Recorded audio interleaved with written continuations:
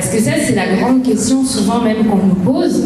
On a envie d'entreprendre, on a éventuellement envie de créer une entreprise ou participer au développement de quelque chose, mais on ne sait pas quoi faire.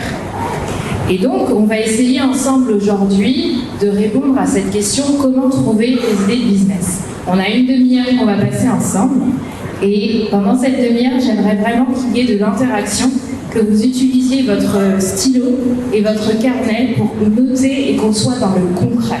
Pour moi, c'est ça les ateliers. L'atelier, on va dans le concret, c'est un moment où on s'entraîne à aller concrètement sur le sujet. Donc vraiment, je vais vous demander à tous d'être proactifs, actifs, force de proposition et de ne pas hésiter à répondre aux questions. D'accord ? Alors, je vais quand même me représenter. Donc, je suis la coach Leslie Canaan. Je suis PDG de la société Créactive qui travaille autour de la création de contenu audiovisuel et également le coaching. J'anime aussi une émission qui s'appelle C'est mon affaire, dans laquelle j'accueille des entrepreneurs pour parler entrepreneuriat et coaching. Et je suis passionnée de tout ce que je fais depuis 2015. Donc, si vous voulez en savoir encore plus sur moi, sur mon parcours, n'hésitez pas à me suivre sur les réseaux sociaux Leslie Canaan et à m'envoyer des petits messages en DM. En général, je réponds, même si parfois je n'ai un peu de temps. Donc, juste pour poser un petit peu le cadre de l'atelier, on est vraiment dans la bienveillance, ok ? Moi, j'aimerais que ce soit un moment où vous vous sentez libre de parler, un moment où vous posez des questions, et toutes les questions sont bonnes. Il n'y a pas de mauvaises questions. On n'est pas là pour se dire que voilà, on ne va pas se moquer les uns les autres. L'objectif aujourd'hui est qu'on puisse évoluer, grandir et comprendre comment trouver des idées business. Et ça va commencer tout simplement par revenir à qu'est-ce que le business. On en a parlé tout à l'heure dans le précédent atelier, mais le business, si vous regardez un peu la définition déjà, c'est un anglicisme. Donc ça vient de l'anglais, notamment les anglo-saxons sont plus efficaces, on dit souvent, que les francophones pour faire du business, parce que ça vient de chez eux. Eux, ils ont compris le truc qu'on n'a pas encore forcément compris dans la francophonie. C'est pour ça que ça fonctionne aussi bien, et si vous regardez même les pays africains qui sont à dominance anglophone, ont souvent beaucoup plus de business qui sont florissants que des pays qui sont à, on va dire, dominance francophone. Donc ça veut dire que dans la francophonie, on a encore beaucoup de choses à apprendre sur le business. Mais qu'est-ce que c'est que le business ? Le business, c'est les affaires. Et les affaires, c'est le fait de pouvoir commercialiser des produits ou des services et de générer des profits, se faire de l'argent. C'est ça le business. C'est rien de plus que vendre quelque chose qui nous génère de l'argent, si on veut être très basique. Donc quand on fait du business, le but, c'est de faire de l'argent. Bon, maintenant, on va voir comment est-ce qu'on va se faire cet argent. Donc comment on va trouver des idées pour se faire de l'argent. Se faire de l'argent, ça ne veut pas forcément dire qu'on va faire du mal aux autres, qu'on va escroquer ou qu'on va aller dans des choses illicites. Se faire de l'argent, ça peut être tout à fait propre, équitable, durable, positif, impactant et qui fait aussi du bien à l'humanité. Mais derrière toutes les actions qui vont être menées autour de ce business, le but final reste quand même de se faire de l'argent.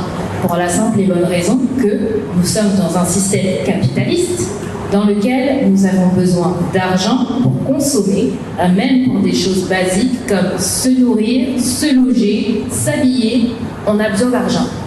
On n'est pas dans un système où on va gentiment vous donner, comme ici on voit souvent, vous prenez les doléances, etc. Je suis désolée, c'est pas comme ça que ça se passe la vie. La vie, tu travailles, tu te fais de l'argent, tu te bats et tu avances. En tout cas, si tu ne veux pas vivre une vie seulement avec le bras tendu, parce qu'au bout d'un moment, c'est la douleur du bras tendu, je ne sais pas si elle équivaut à la douleur de la main qui travaille. À vous d'en juger. Mais donc, comment se faire de l'argent et générer du profit ? Ce qu'il faut savoir, c'est que pour se faire de l'argent, il faut qu'il y ait une balance positive entre les dépenses et les charges. C'est-à-dire qu'une entreprise, elle va avoir un certain nombre de charges. On en a parlé tout à l'heure dans le précédent atelier, tout ce qui est communication, tout ce qui va être ressources humaines, tout ce qui va être outils même pour la commercialisation, en plus de la matérialisation de son produit. On avait pris l'exemple d'acheter par exemple des caméras si on veut faire de l'audiovisuel. c'est les charges. Si on a un local, il y a le loyer, l'électricité, il y a plein de choses qui vont rentrer en charge dans l'entreprise. Et maintenant, si on veut faire du profit, non pas juste gagner de l'argent, mais faire du profit, c'est-à-dire avoir une balance positive, donc c'est-à-dire que quand on soustrait les charges et les dépenses, on reste sur un chiffre positif et non pas négatif, eh bien, il va falloir que les charges soient inférieures aux revenus. Donc, c'est-à-dire que les charges qui sont des dépenses doivent être moins importantes que ce que vous allez recevoir comme argent dans l'entreprise. Et donc que la balance entre les recettes de l'entreprise et les dépenses puisse être positive. Maintenant, vous allez me dire, mais comment est-ce que, effectivement, je peux trouver des idées qui peuvent me permettre de générer de l'argent et de pouvoir faire du profit? Alors, ce qu'il faut savoir, c'est qu'il faut trouver l'idée d'un produit qui va répondre aux besoins d'un groupe de personnes. On a parlé tout à l'heure du fait que, par exemple, sur la zone de Brazzaville, au niveau des réseaux sociaux, il y a 750 000 personnes. Et en fonction de votre produit, ce nombre va se réduire. Parce que vous allez parler au cœur d'un groupe de personnes. Par exemple, ici, un atelier comme celui-là va parler aux entrepreneurs ou éventuellement aux étudiants ou éventuellement aux personnes qui souhaitent entreprendre. Donc on a une cible qui est plutôt bien définie. On ne va pas parler aux retraités qui ne veulent plus travailler et qui préfèrent rester tranquillement à la maison. On ne va pas parler non plus à une personne qui est cadre d'entreprise et qui veut juste faire sa carrière en tant qu'employé parce qu'il ne se voit pas entrepreneur. Là, on va parler des personnes qui envisagent de se lancer dans un business ou éventuellement de lancer quelque chose avec d'autres personnes, mais en tout cas qui a cette volonté de créer une entreprise. Et donc, il va falloir répondre à un besoin. Et c'est là où je vais vous parler du processus créatif. D'accord? Le processus, déjà, jusque-là, est-ce qu'il y a des questions? Il n'y a pas de questions? Donc je continue, parce que c'est là où ça commence à devenir vraiment intéressant. C'est une introduction. Donc, le processus créatif, il va se passer en 4 étapes de réflexion. Vous avez la première étape qui va être l'observation du problème. Vous allez regarder qu'est-ce qui ne va pas. Qu'est-ce qui fait des gros warnings comme ça dans votre pays, dans votre quartier, dans un secteur d'activité, au niveau du contexte dans lequel vous vivez. Par exemple, on a vécu le contexte de Covid-19 où tout le monde s'est affolé. Il y a des gens qui ont créé le business des masques. Et ils s'en sont super bien sortis. Et encore plus ceux qui étaient dans le business des gels hydroalcooliques. Alors eux, c'était waouh. Donc en fonction du contexte, il y a aussi des problèmes. En fonction des situations, il y a aussi des problèmes. Et j'aimerais justement, dans ce côté un peu concret, qu'on prenne un exemple ensemble qu'on va décliner. On va prendre par exemple ici à Brazzaville. Je vous introduis déjà l'exercice de tout à l'heure pour que vous ayez des idées qui viennent en même temps que je vous explique le processus créatif. Mais prenez le cas de Brazzaville. Quels pourraient être les problèmes que vous pouvez observer dans la ville, dans le comportement des personnes, dans tout ce qui nous permet de vivre au quotidien, dans les différents secteurs d'activité qui existent, que ce soit l'alimentation, le transport, la construction, la communication, peu importe que c'est que la santé, il y en a des choses à faire dans la santé. Regardez quels sont les problèmes que vous pouvez identifier et qui vous touchent. Parce que même ces problèmes, ça peut être des situations que vous vivez. Ma première idée de start-up, ça a été une idée que j'ai trouvée dans mon lit un jour d'été, parce que j'avais envie d'aller boire un verre avec des amis. J'étais en train de me dire, ce serait trop bien si là je pouvais commander déjà mon verre pour éviter de passer des heures au bar à attendre que le serveur vienne me voir. Et c'est comme ça que ma première idée de start-up est partie. Juste avec cette volonté de dire ce serait bien d'avoir une application mobile qui permet de commander à boire. Et je vous dis ça, c'était l'été 2016.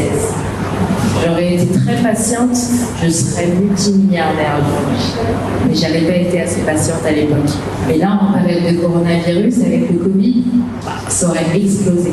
Et c'est pour ça que quand on vous parlait du mindset de l'entrepreneur, on vous parlait aussi de cette capacité de patienter, de cette capacité de pouvoir arriver au bon moment sur le marché. Ça, c'est un autre sujet, on ne va pas aller trop dans le détail là-dessus, mais c'est important de bien comprendre dans quel marché aussi vous êtes. C'est pour ça qu'il va falloir faire une étude, des constats, en faisant des observations de votre environnement, en faisant des études sur le terrain, en essayant de comprendre ce qui se passe. Tout à l'heure, vous nous avez parlé de la cible. Vous devez savoir ce qu'elle veut, ce qu'elle fait, où elle va. Et c'est en faisant des observations, en faisant des études, en posant des questions, en faisant des enquêtes, que vous allez pouvoir récolter les informations qu'il vous faut pour pouvoir mieux orienter votre business. Parce que des idées, il y en a plein. Des possibilités, il y en a plein. Mais il va falloir cibler là où est-ce qu'il y a un réel besoin et comment est-ce que vous allez le solutionner vient juste après. Et donc, une fois que vous avez identifié le problème, que vous avez fait des études pour aller vraiment en profondeur pour comprendre qu'est-ce qui se passe, quelles sont les informations que vous avez. Par exemple, vous avez un problème ici à Brazzaville dans le secteur de la santé. Vous allez essayer de vous renseigner auprès des organismes compétents ou auprès des personnes autour de vous. Qu'est-ce qui se passe au niveau de la santé que vous pourriez envisager de résoudre comme problème et qui peut devenir une idée business. Et de quoi est-ce qu'elles ont besoin? Et c'est ce qui va vous permettre ensuite de prioriser justement les points sur lesquels il faut être focus. Par exemple, vous avez toujours dans ce contexte de la santé à Brazzaville, vous voyez qu'il y a certains problèmes qui reviennent souvent, mais vous allez prioriser ceux qui sont les plus importants pour les gens et de quoi ils ont véritablement besoin à l'instant T pour évoluer dans leur propre santé. Ça peut être autant un médicament, comme ça peut être un service qui va permettre d'avoir des consultations avec des médecins, tout comme ça peut être la possibilité juste d'avoir une boisson qui permet d'avoir des bons nutriments pour avoir une bonne santé au quotidien, tout comme ça peut être une activité autour de la nutrition ou éventuellement de la santé, de l'équilibre de vie. Ça peut être plein de choses. Mais vous allez prioriser en fonction de ce que vous allez découvrir autour de vous, sur le marché, en faisant vos recherches, en allant sur Internet. Vous avez accès au monde grâce à Internet. Vous avez accès à une tonne d'informations. Et ensuite, sur le terrain, vous posez des questions aux personnes qu'il y a autour de vous et dans les secteurs que vous ciblez. Et une fois que vous avez fait tout ce travail de recherche, de priorisation, vous allez ensuite définir votre produit. Vous allez définir est-ce que ce sera un bien physique, comme on l'a dit tout à l'heure, par exemple une boisson qui permet d'avoir des nutriments. Vous voyez par exemple les boissons énergisantes, bon, c'est pas très bon pour la santé, mais la première chose qui me vient à l'esprit, mais des boissons énergisantes par exemple, c'est un bien physique. Si vous prenez le service de consultation de médecin en ligne, c'est un service. Et vous allez choisir en fonction des études que vous avez faites, du bilan, des priorisations et du problème que vous voulez résoudre. Vous allez ensuite voir comment est-ce que vous allez le résoudre. Je reprends. Vous avez ce problème où il n'y a pas assez de médecins disponibles pour se balader dans toute la ville. Vous vous rendez compte en observant le marché et en regardant les statistiques éventuelles que vous pouvez trouver ou en faisant des questionnaires autour de vous, qu'effectivement il y a beaucoup de personnes quand elles sont malades, parce qu'elles ne peuvent pas voir le médecin, elles vont se médicamenter elles-mêmes. Et donc parfois ça va développer d'autres maladies et parfois ça va même empirer leur situation ou carrément les tuer. Vous allez donc faire ce bilan de dire il y a beaucoup de personnes qui cherchent à avoir accès à des médecins, mais ne peuvent pas toujours y avoir accès parce qu'il n'y en a pas assez de disponibles. Mais que par contre, vous avez la possibilité de faire en sorte que le médecin puisse non pas forcément être avec eux, directement physiquement, mais peut-être par un autre moyen. pour lui faire gagner du temps. Parce que le médecin, s'il doit se déplacer dans toute la vie, c'est un humain, il a 24 heures comme tout le monde. Donc il ne peut pas se déplacer partout. Quand on parle de problématiques que la population peut avoir, c'est tout ça qu'on prend. Et maintenant, c'est à vous de choisir le sujet qui vous touche personnellement. Monsieur, est-ce que éventuellement vous avez un projet dans l'immobilier? J'ai même trouvé sur ce projet avec cette. Exactement. Donc c'est pour ça qu'il nous parle de ce problème-là, parce que lui, ça le touche et il en a même fait un projet aujourd'hui. Donc on va, si vous me permettez, peut-être il y avait quelqu'un d'autre qui voulait participer à l'exercice, sinon on va continuer avec monsieur, puisqu'il ne nous reste pas beaucoup de temps. Est-ce qu'il y a une autre personne qui voulait participer à l'exercice? Oui. On va passer à la troisième question.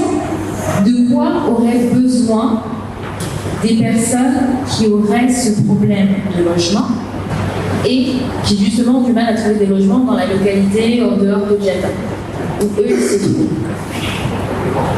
Selon moi, c'est plusieurs problèmes de renseignement. Je ne crois pas ce renseignement. Il faudrait qu'il y ait peut-être une application ou encore une agence spécialisée dans le domaine de... Alors là, tu vas déjà dans la solution. C'est pour ça que vous voyez, c'est un exercice qui est assez rigoureux. Parce qu'on peut vite tomber tout de suite dans trouver une solution alors qu'on n'a pas encore été assez profondément. Ils ont besoin d'être au contact de cette information. Et cette information, ils vont la trouver où? Là, on a un nouveau problème. Comment trouver l'information? Quel est le constat? Il n'y a pas d'informations sur, et on en revient, le besoin d'avoir plus d'informations et peut-être trouver des personnes compétentes pour nous les donner. Et dans ce cas-là, qu'est-ce que vous pouvez lui proposer? Comme je venais de le dire, soit une agence ou encore une application spécialisée dans ce domaine. Voilà. Et donc, je lui propose une agence qui va faire ce travail d'aller chercher les informations pour lui. Bon, là, on a fait vraiment l'exercice express. Mais vous voyez quand même un peu la logique de la puissance de la question et en même temps de la puissance de l'étude.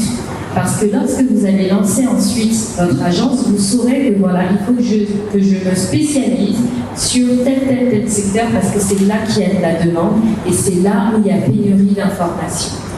Et dans ce cas, mon business, je vais l'orienter en fonction de toutes les informations que je vais recevoir, récolter et remettre à la disposition de ceux qui les recherchent. Est-ce que c'est assez clair pour tout le monde? Vous avez réussi à suivre le fil quand même? Je vous entends pas? Comment? Ça va, vous dormez là? Ah, voilà, je vous ai endormi peut-être, mais non, vous êtes réveillés. Ok, super. Eh bien, on va juste terminer avec cette super phrase. Trouver une idée de business, c'est s'intéresser à son environnement. Retenez bien ça, écrivez-le en gros sur votre carnet. Trouver une idée de business, c'est s'intéresser à son environnement, vous poser des questions, observer, s'intéresser à ce qui vous entoure. C'est comme ça que vous trouverez une idée de business qui fonctionnera pour vous. Et donc, pour juste terminer, pour ceux qui n'ont pas eu l'information, j'organise une suite d'ateliers différents comme ceux qu'on vient de vivre un petit peu, mais on aura 1h30 pour pouvoir décliner plusieurs thématiques, que ce soit autour de la carrière, de l'entrepreneuriat, du développement personnel, la prise de parole en public, la communication et le leadership. Il y aura différentes sous-thématiques qui vont être faites. Chaque jour est dédié à une des grandes thématiques que je viens de vous citer. Malheureusement, il n'y a déjà plus de place pour la semaine prochaine avec l'offre de lancement gratuite où je permets gratuitement de venir déjà assister à un premier événement. Mais à partir du mois d'avril, il y a le plan tarifaire que vous avez à l'écran qui vous permet de venir participer aux différents ateliers que je vais organiser sur toutes ces thématiques qui peuvent vous aider autant à entreprendre, à gérer votre entreprise, vous sentir plus à l'aise pour les étudiants lors des examens et pouvoir incarner pleinement votre personne et impacter le monde positif. Sur ces belles paroles, merci pour votre participation.